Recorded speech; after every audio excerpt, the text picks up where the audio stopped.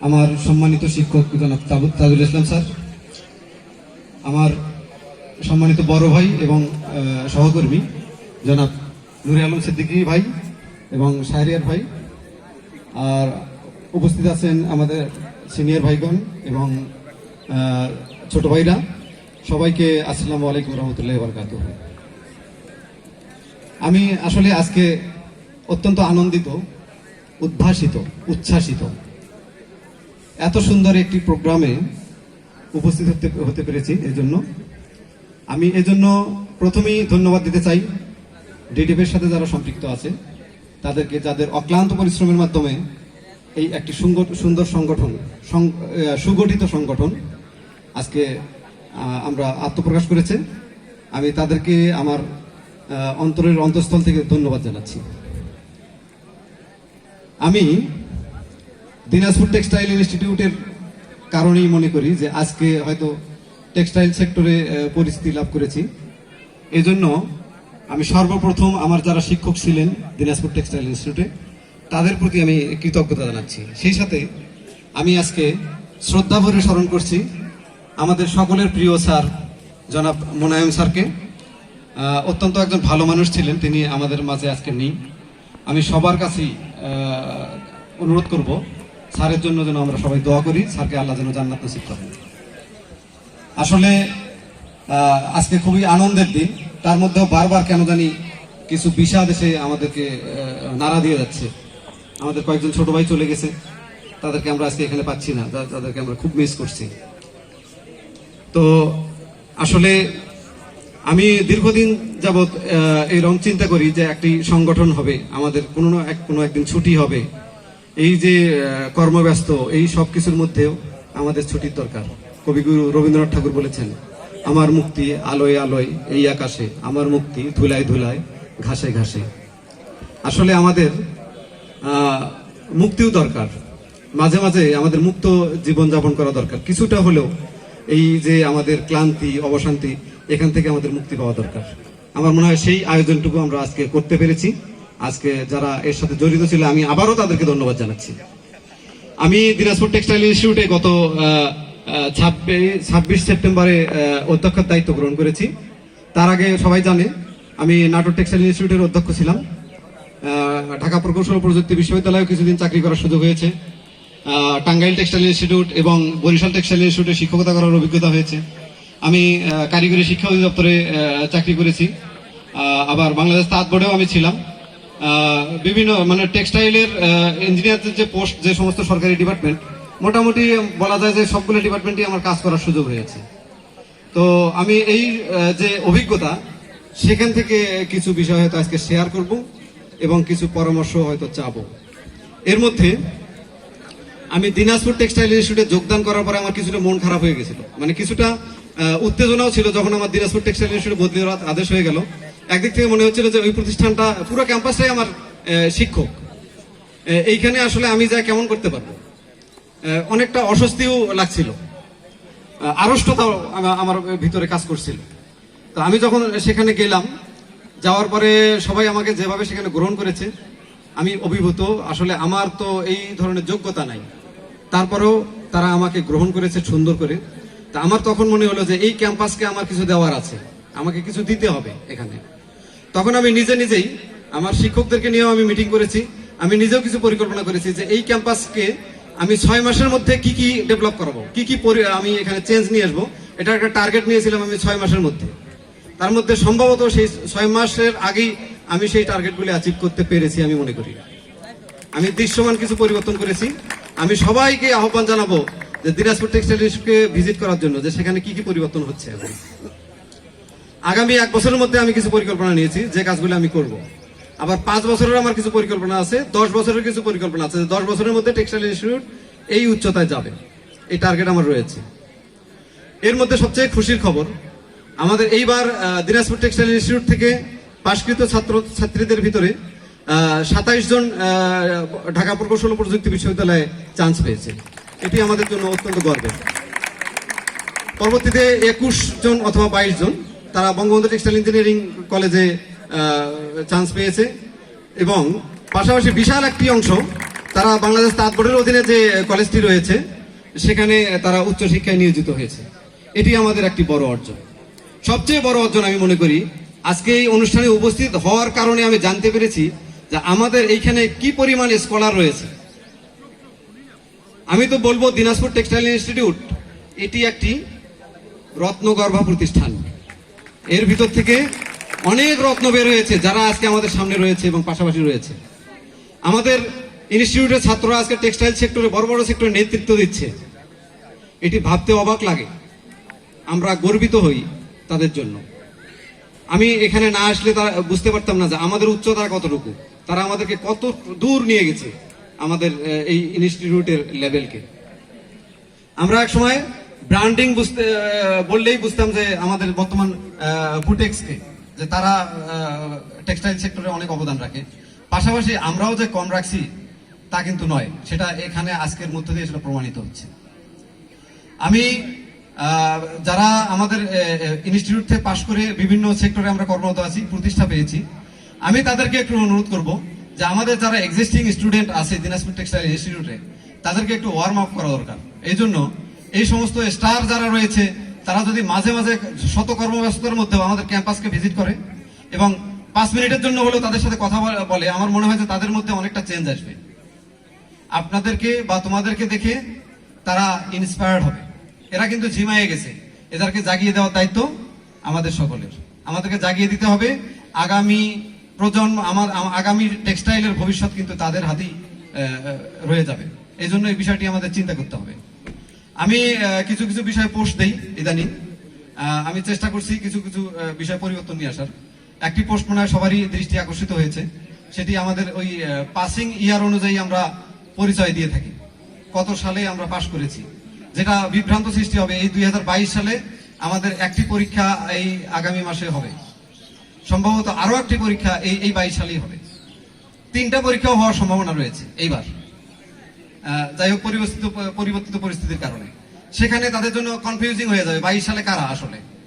তো এই জন্য আমি মনে করলাম আসলে আমাদের তো টেক্সটাইল ডিপ্লোমা এডুকেশনটা এটি হচ্ছে স্কুলিং ইয়ার, এখানে হচ্ছে 14 বছর, ইন্টারমিডিয়েট হচ্ছে স্কুলিং ইয়ার 12 বছর।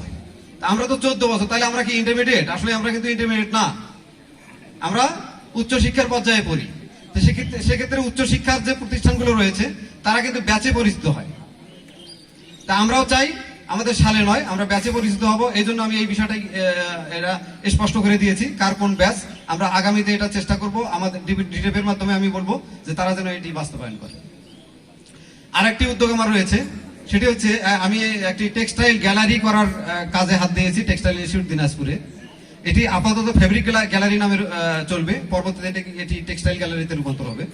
আমি চেষ্টা করব যে বিভিন্ন কম্পোজিশন, কনস্ট্রাকশনের ফেব্রিক এগুলোর স্যাম্পল কালেকশন করা হবে। স্যাম্পল কালেকশন করে এর specification, chemical composition, dyeing composition, এগুলো সব কিছু এর নিচে ডিটেইলস থাকবে, যাতে একটা স্যাম্পল দেখে একটা স্টুডেন্ট এই স্যাম্পল সম্পর্কে ধারণা হয় যে এটা কিভাবে তৈরি হতে পারে। একটা সুন্দর গ্যালারি আমরা করব, ইন্টেরিয়র ডিজাইন হবে, সুন্দর গ্যালারি হবে যেটা দর্শনীয় হবে, সবাই যেন সেখানে দেখতে যায়। এর অংশ হিসেবে আমি গতকাল একটা রেয়ার একটা স্যাম্পল কালেকশন করেছি। সেটি হচ্ছে আমাদের মসলিনের যে সুতা, 400 কাউন্টের আমি সুতা নিয়েছি, কালকে পেয়েছি। এটা আমার কাছে দেখেই স্বপ্নের মতো মনে হয়েছে যে 400 কাউন্টের সুতা হতে পারে, এবং সেটি হাতে স্পিনিং করা, হ্যান্ড স্পিনিং, হ্যান্ড জিনিং এবং হ্যান্ড স্পিনিং। এর এই কটন এবং সুতা কালকে আমি কালেকশন করেছি। আমাকে মসলিনের একটা স্যাম্পলও দেওয়া হবে, সেখান থেকে বলা হয়েছে। তো এটিও এখানে স্থান পাবে। পাশাপাশি আমি সবার কাছ থেকে স্যাম্পল আহ্বান করব, যারা এই স্যাম্পলগুলো আমাদেরকে দেবে তাদের নামগুলো আমরা ওখানে দেবো কন্ট্রিবিউটর হিসেবে, যাতে ছাত্ররা তাদেরকে স্মরণ করতে পারে। এটি আমরা খুব শীঘ্রই বাস্তবায়ন করতে যাচ্ছি। এজন্য আমি সকলের কাছে সহযোগিতা চাই, অন্তত স্যাম্পলগুলো আমাকে যেন তারা দিয়ে সহযোগিতা করতে পারে। আর প্রায় যারা এখানে বসে আছেন অনেকেই আমাদের কাছে কমপ্লেইন করেন যে তোমরা বা আপনারা ছাত্রদেরকে কি পড়াচ্ছেন, তারা কিছু বলতে পারে না। এই কমপ্লেইনটি আমি প্রায়ই পাই। ইন্টারভিউ যখন তাদের চাকরির জন্য ডাকা হয়, ওদেরকে এবিসি টাইপের কিছু কোশ্চেন জিজ্ঞেস করা হয় টেক্সটাইলের, তারা প্রপারলি অ্যান্সার করতে পারেন না। এটি আসলে আমাদের জন্য লজ্জাকর। আসলে ঘটনাও তাই। পড়াশোনার মান অনেকটাই মানে নিচে নেমে গেছে। কেন নেমে গেছে তা আমি বলবো না এখানে। তো এই জন্য আমি উদ্যোগ নিয়েছি, তাদের ভিতরে আমরা ওই জব রিলেটেড যে সমস্ত কোশ্চেন হয়, জব সলিউশন টাইপের, এই কোশ্চেনগুলো দিয়ে আমরা কুইজ কন্টেস্ট করব।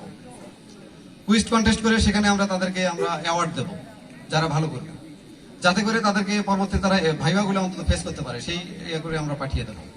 পাশাপাশি উচ্চশিক্ষার জন্য ডুয়েট, বিটেক এবং তাঁত বোর্ডে এখানে যাতে আরো বেশি সংখ্যক ছাত্র আমরা দিতে পারি, সেই জন্য আমরা এই যে ফিজিক্স, কেমিস্ট্রি, ম্যাথ এটার উপরে আরো জোর দেবো, তাদেরকে প্রয়োজন হলে বিশেষ কোর্স করাবো আমরা। আর একটি পরিকল্পনা আমাদের রয়েছে, প্রত্যেকটা ব্যাচ থেকে আমরা 10 জনকে টার্গেট করব। আমরা শিক্ষকদেরকে বলবো তারা বেছে দিবে 10 জন ছাত্র, ট্যালেন্টেড যারা, তাদেরকে আমরা নিয়ে আমরা পাইলট প্রকল্প করব, যে এদেরকে আমরা সুন্দর করে গোছাইয়ে দেবো, পরবর্তীতে আমরা কারো কাছে দিয়ে দেবো চাকরির জন্য এদেরকে, এবং তাদেরকে ওখান থেকে আমরা সুপারভিশন করবো এরা কোন পর্যায়ে যায়, যাতে ওদেরকে দেখে আবার অন্যরা ইন্সপায়ার্ড হয় যে আমি ভালো কিছু করতে পারি। এই কাজগুলো আমরা খুব শীঘ্রই করতে যাচ্ছি।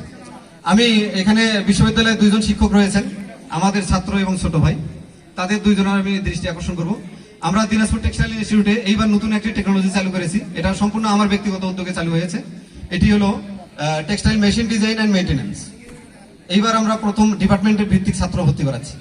দিনাজপুর টেক্সটাইল ইনস্টিটিউটে আমরা নিয়েছি 4টি department: apparel manufacturing engineering, yarn engineering, wait processing engineering এবং মেশিন ডিজাইন অ্যান্ড মেইনটেনেন্স। তো এই মেশিন ডিজাইন অ্যান্ড মেইনটেনেন্স এটির আমরা সিলেবাস তৈরি করেছি। এটি মেকানিক্যাল এবং টেক্সটাইল এই দুইটার কম্বিনেশন। তো আমাদের এরা তো টেক্সটাইলে যাচ্ছেই, যাতে এরা পরবর্তীতে সিলেবাসটা প্রয়োজনীয় ডুয়েট দেখবে, দেখে যদি সম্ভব হয় তারা যাতে মেকানিক্যালেও বিএসসি করতে পারে। টেক্সটাইলে করবেই এবং মেকানিক্যালেও যাতে তাদেরকে বিএসসিতে সুযোগ দেওয়া যায়। সেটা করতে গেলে আমাদের সিলেবাস যদি পরিমার্জন বা পরিবর্তন করা যায়, সেটাও আমরা করবো প্রয়োজন হলে। তাহলে আমাদের মাল্টি ডাইমেনশনাল ইয়া তৈরি হবে, ওখান থেকে টেক্সটাইলের বাইরেও আমরা কাজ করতে পারবো। এই কাজগুলো আমরা করছি।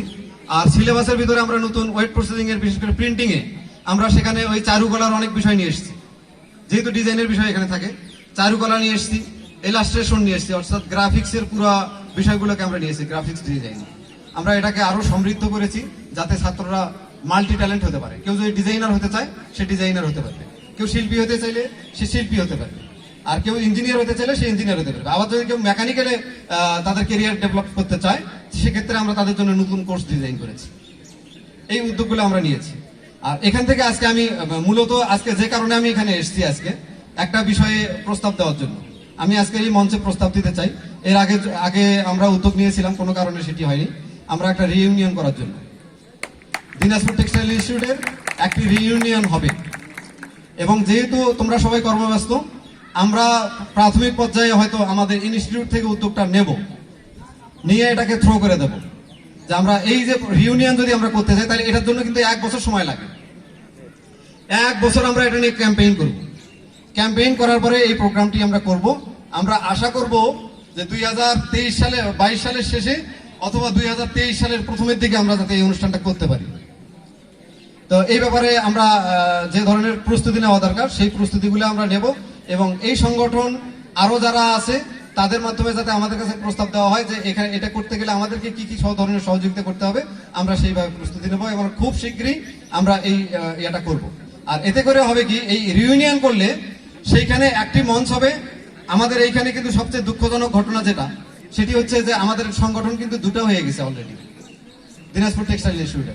আমি জানি বরিশাল, চিটাগাং, নোয়াখালী, টাঙ্গাইল, পাবনা এই সমস্ত কলেজের কিন্তু একটা করেই সংগঠন রয়েছে। আমাদের যে কোনো কারণে, কারো সফলতা হোক ব্যর্থতা হোক, যে কোনো কারণেই হোক, 2টি সংগঠনের আত্মপ্রকাশ করেছে। এটি কোনো অবস্থাতেই হতে দেওয়া যায় না। আমি মনে করি একটি সংগঠন থাকবে, এই 2 সংগঠনের লোকজনকে নিয়ে আমরা বসবো, প্রয়োজন হলে সেখানে রিউনিয়নের মঞ্চে আমরা বসবো, এই তাদেরকে আমরা এক করতে হবে। আমাদের দুটো সংগঠন হলে আমাদের কলেজ ক্ষতিগ্রস্ত হবে, আমাদের কমিউনিটি ক্ষতিগ্রস্ত হবে, এটি হতে দেওয়া যাবে না।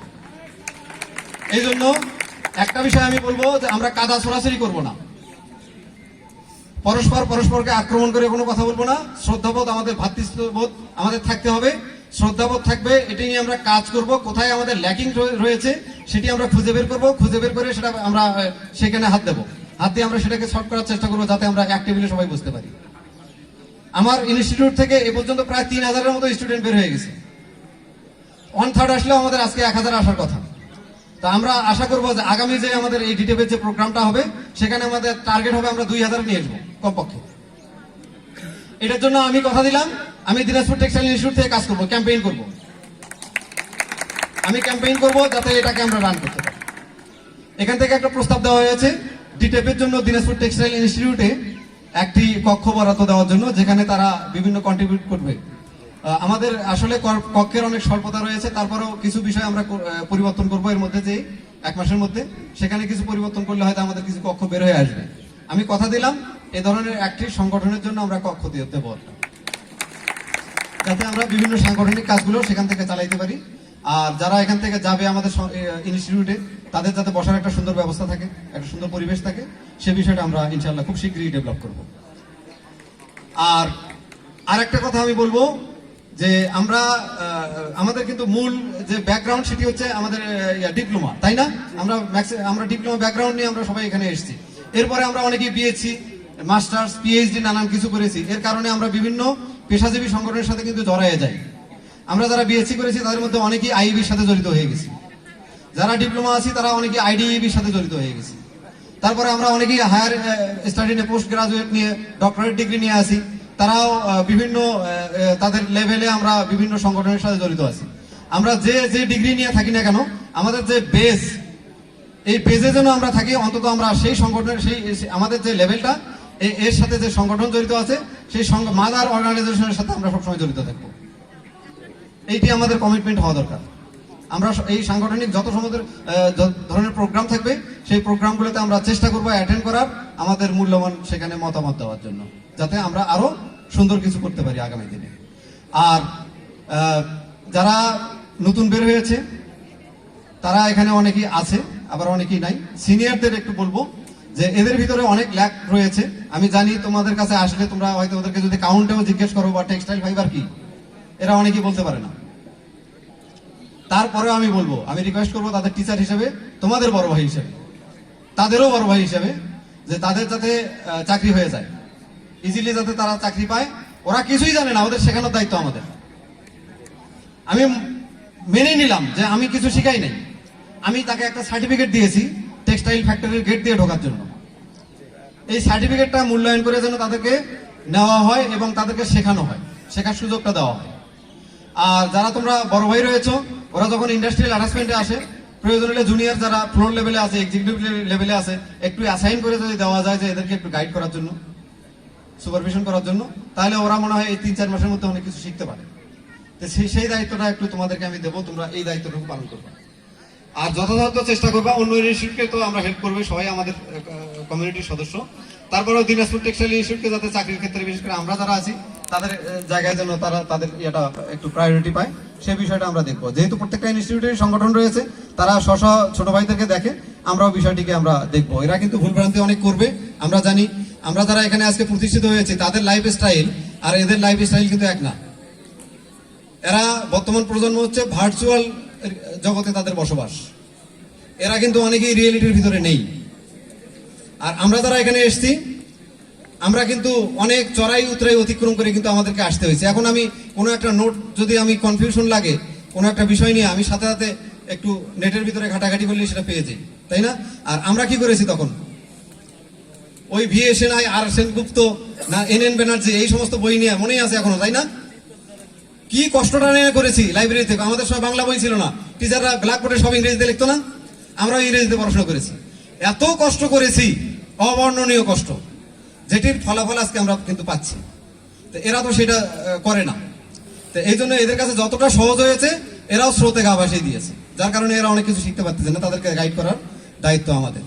আর আজকে সবার বক্তব্যে আমি অনেকটা আশ্বস্ত পেয়েছি এবং নিশ্চিন্ত হয়েছি। তারা অনেক পদক্ষেপ নিচ্ছে এবং এই সংগঠনগুলোকে যদি শক্তিশালী করা যায়, লাইভ মেম্বারগুলোকে অ্যাক্টিভ করা যায়, কন্ট্রিবিউশন যদি সবার নেওয়া হয়, তাহলে আমরা যদি একটা ভালো ধরনের ফান্ড করি। আমাদের অনেকেই অসুস্থ হয়ে যাচ্ছে, নানান ধরনের বিপদ আপদ হচ্ছে অনেকের। আমরা আজকে যারা অনেক হাই লেভেলে থাকে, একদিনের ব্যবধানে কিন্তু অনেক রাস্তার ফকির হয়ে যায়। অনেক উদাহরণ কিন্তু আমাদের সমাজে রয়েছে। তা কার কখন কোন অবস্থা হবে আমরা কিন্তু বলতে পারবো না। এই জন্য আমরা এই শক্তিশালী একটা সংগঠন গঠন করব, সেখান থেকে আমরা প্রয়োজন হলে একটা ট্রাস্ট করবো, একটা ফান্ড থাকবে যেখানে আমাদের বিপদ আপদে সেটা কাজে লাগতে পারে। আমরা সেই ব্যাপারে সবাই কাঁধে কাঁধ মিলিয়ে কাজ করব। আর এই অনুষ্ঠানের যারা আয়োজক তাদেরকে একটু বলবো যে এই অনুষ্ঠানটা যদি কোনোভাবে ভিডিও হয়ে থাকে আজকে এর কর্মকাণ্ডগুলো, এর ভিডিও হলে এটা যদি এডিটিং করে সংক্ষিপ্ত করা হয় বা এডিটিং ছাড়াও যদি আমাদের কাছে এই যে আকর্ষণীয় পয়েন্টগুলো রয়েছে সেগুলো যদি দেওয়া যায়, আমরা খুব শীঘ্রই দিনাজপুর টেক্সটাইল ইনস্টিটিউটের একটি ইউটিউব চ্যানেল চালু করব। এটি খুব শীঘ্রই চালু হবে। আমরা একটা মিডিয়া সেন্টার করব, সেখানে আমাদের এই যে এক্স স্টুডেন্ট, রানিং স্টুডেন্ট, তাদের বিভিন্ন কর্মকাণ্ড, ইনস্টিটিউটের কর্মকাণ্ডগুলো আমরা প্রচার করব। তো এই জন্য এই ভিডিও এবং আমাদের যে স্টিল ফটোগ্রাফ আছে সেগুলো যদি আমাদেরকে সরবরাহ করা হয় আমাদের ওয়েবসাইট সহ বিভিন্ন জায়গায় আমরা এগুলো দিয়ে দেবো। আমাকে এই ব্যাপারে একটু সহযোগিতা করতে হবে। আর এখানে সুন্দর একটা সুভেনির আমি দেখতে পাচ্ছি। আমি এর সাথে যারা জড়িত তাদেরকে, এরা আসলেই মোস্ট প্রফেশনাল, এদের রুচিবোধ থেকে আমার খুবই ভালো লাগছে। এত সুন্দর সেট আপ এবং গেট আপ, এই যে যন্ত্রের ঝনঝনানির ভিতর থেকেও সাহিত্যের রস আছে, এটি আসলেই আমার কাছে চমৎকার লাগছে। তা আমি বলবো যে আগামীতে যেন এটি ডিরেক্টরিতে রূপান্তর হয়। একটা ডিরেক্টরি থাকবে যেখানে আমাদের দিনাজপুর টেক্সটাইল ইনস্টিটিউট থেকে ফার্স্ট ব্যাচ থেকে শুরু করে লাস্ট ব্যাচ পর্যন্ত, ওই সময় যারা লাস্ট ব্যাচ থাকবে তাদের সবার যাতে নাম আসে, তাদের কন্ট্যাক্ট নাম্বার আসে, ইমেইল আইডি, ফেসবুক লিংক, এগুলো যেন এর সাথে জড়িত থাকে, তাহলে আমরা সহজে তাদেরকে ট্রেস করতে পারবো। আর যাদের সাথে আজকে আমার এখানে পরিচিত হয়েছে এবং পরিচয় হয় নাই অথচ এর ভিতরে তার নাম রয়েছে, তারা কিন্তু আমার কাছে ধরা, এই নাম্বারগুলো আমার কাছে থেকে গেল। টাইম টু টাইম কিন্তু আমি তাদেরকে ডিস্টার্ব করবো। তারা মিটিং এ আছে, বাইরের সাথে আছে, অমুকের সাথে আছে, তমুকের সাথে আছে, আমি এটা কিন্তু মানবো না। আমি যখন তখন তাদেরকে ফোন দেবো এবং ডিস্টার্ব করতে থাকবো। আমার ছাত্র তোমার ফ্যাক্টরিতে পাঠানো দরকার, অ্যাটাচমেন্ট করানো দরকার, চাকরির দরকার, আমি ফ্যাক্টরি দেখবো, নতুন টেকনোলজি আসছে, আমি পড়াইতে পারতেছি না, আমার নোট দরকার, আমি এটা দেখে আসবো, আমাকে এটা করে দিতে হবে। এটা করে দেওয়ার পরে যদি তুমি আমাকে বলো যে তুমি কেন পড়াইতে পারতেছো না ছাত্রকে, এত কিছু তোমাকে সাপোর্ট দিচ্ছি আমি, তুমি কেন দিবা না, আমি তখন মাথা পেতে নেবো। তার আগে কিন্তু নয়, আমি এটা ডিস্টার্ব করতেই থাকবো সবাইকে, এটা মেনে নিতে হবে। কিন্তু এটা ছোট ভাই বা বড় ভাই হিসেবে মেনে নিতে হবে। তা আমি পরিশেষে আবারও সবার প্রতি কৃতজ্ঞতা জানাচ্ছি। আমি অনেক ছোট একজন মানুষ এবং আমি মনে করি যে আমার মেধা শক্তিটা অত্যন্ত কম, আমার আরো অনেক প্রচুর পড়াশোনা করার দরকার আছে। আমি কিছুই জানি না আসলে, যা দেখা যাচ্ছে এটা পুরোপুরি শো আর সম্পূর্ণ আল্লাহ তাআলার রহমত। তার কারণে হয়তো আমি আজকে এই চেয়ারে বসতে পেরেছি, আমার নিজের কোনো যোগ্যতা নাই। তারপরেও এই অযোগ্য একজন ব্যক্তিকে, ছোটখাটো একজন ব্যক্তিকে এখানে নিয়ে এসে যে সম্মান দেখানো হয়েছে, আমি এর জন্য সবার নিকট অনেক কৃতজ্ঞ। আলী ভাইয়ের মতো একজন লোক ওইখানে বসে আছে, আমি এখানে বসে আছি, আমার আসলে অস্বস্তি লাগে, খুবই অস্বস্তি লাগে এটি করতে। তাজুল স্যারের পাশে বসার মতো যোগ্যতা কি আমার আছে? এই যোগ্যতা আমার জীবনেও হবে না। তো এটা তো আমি আশাই করি না যে স্যারের পাশে আমি কেমন বসবো। স্যার এক একটু উপরে থাকবে, তারপরে আমি থাকবো, পাশাপাশি বসার মতো যোগ্যতা আমার নাই। এটা যদি লাইনটা যদি স্যারকে একটু আগায় দিয়ে আমাকে একটু পিছনে দেওয়া হতো, আমি মনে করতাম যে আমি ধন্য হয়ে যাচ্ছি। তো আসলে অনেক কিছু শেখার আছে আমার, অনেক সবার কাছ থেকে শেখার আছে, আমি অনেক কিছু শিখেছি আজকে এখান থেকে।